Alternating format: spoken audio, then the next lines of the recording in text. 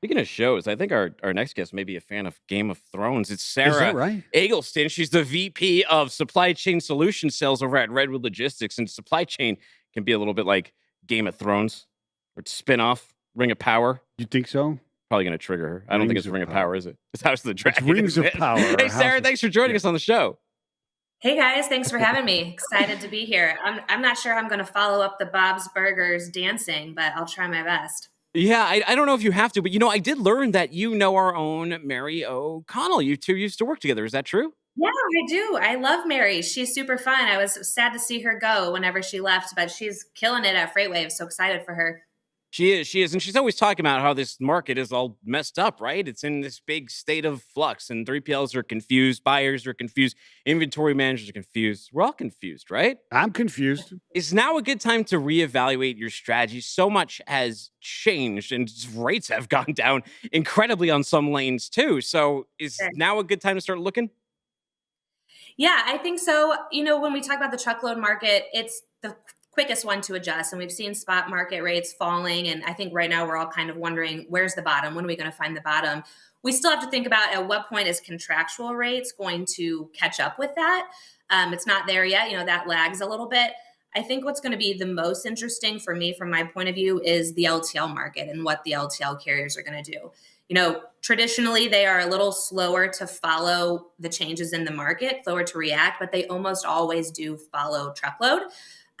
You think about some of the Q2 earnings calls that came out and what you heard from the big LTL carriers, really strong gross revenue numbers, improvement in yield, margins up, all of that. But tonnage and volume was really pretty flat, maybe up just a little bit.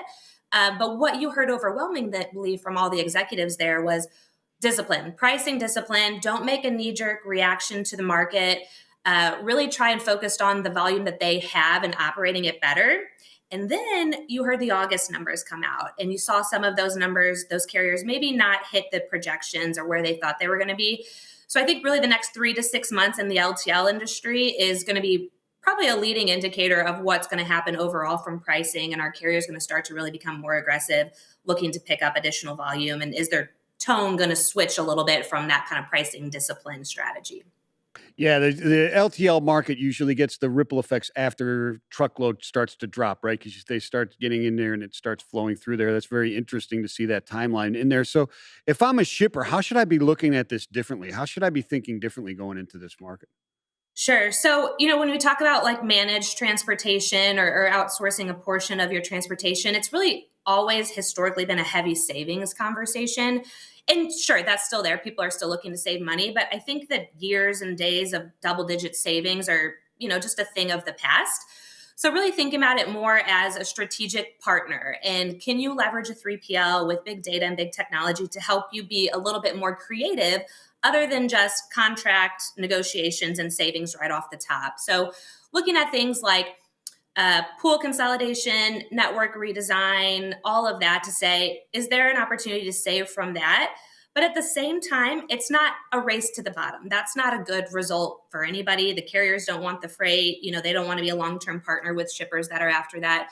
So it's about, in our perspective at Redwood, is leveraging a 3PL that can help you understand the right carrier in the right lane for that right shipment that fits well within their network. It operates well from them. It allows them to be profitable.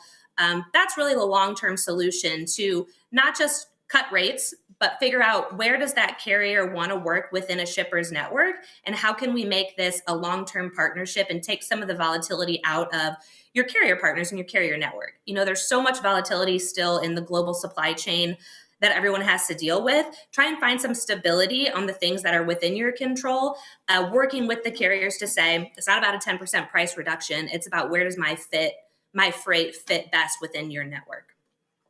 Interesting. So when we think about this and we reevaluate what's going on here, what, like in the real world, in terms of what you're talking about here, do you have an example of these advantages that the 3PLs have offered in enhancing a client's supply chain?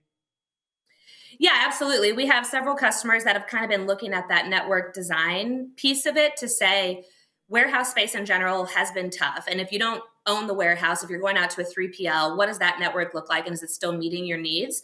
So we've done some network design studies for people recently to say, get closer to your customer if you're able to. You think about like the Amazon effect that's, everybody's talked about for years now, and the expectation of the consumer to get things quicker. That exists in B2B world too. It's not just in retail, it's not just in the consumer side. So redesigning that network so you're improving your customer experience, getting closer to your customer from a distribution standpoint, which also then is going to reduce costs. And you can get back to those double-digit numbers. We've had customers see 15, close to 20% savings just by doing a redesign of their network and not necessarily even having to change carriers. That's really interesting. Now, we've just come through this tech revolution, right? And well, actually, it's still going on. And you've got shippers and carriers and everybody bringing on new technology, integrations and visibility, all this type of thing. Going in with a 3PL who has their own tech, does this just add to the complexity, or does it not? And what should I look for to avoid that? Sure. Yeah, that's a good question. I think people tend to shy away from integrations, and it's kind of been like a scary word in the past. I think at Redwood, we're approaching it a little bit differently. You think about really where we're going, what we call LPaaS, or Logistics Platform as a Service. It's about creating that open ecosystem of 3PL technology, logistics technology to create the best overall solution for our customers. So we're doing that through Redwood Connect. That's that proprietary middleware. Think of it really like an app store for 3PLs or for logistics technology. There's been a ton of investment in freight tech in the recent years, a lot of startups, and a lot of them provide a really niche solution. And maybe it's a good solution for you and you could use it at your company, but you get to your IT department and it's like death by 1,000 integrations, and it's impossible to get it all together, and people just stay status quo on the technology they've already adopted. So what Redwood Connect does is it allows you to just make that one connection into Redwood Connect, and all of those integrations with all of those other great technology logistics providers are already built out. And it really turns it into more of like a drag and drop type of environment and takes all of the scariness and uncertainty out of integrations. Connect once, connect to everything. Wow, really cool. Well, hey, people want to learn more. Where do we send them to? Yeah, you can go to redwoodlogistics.com, check it out. There's some ways to contact us there, learn more information, and we're happy to have those conversations and see if we can bring value. Cool. Thank you very much. We'll say hi to Mary for you. Thanks for coming on today. I will. Thanks, guys. Appreciate it. Thanks. Take it easy.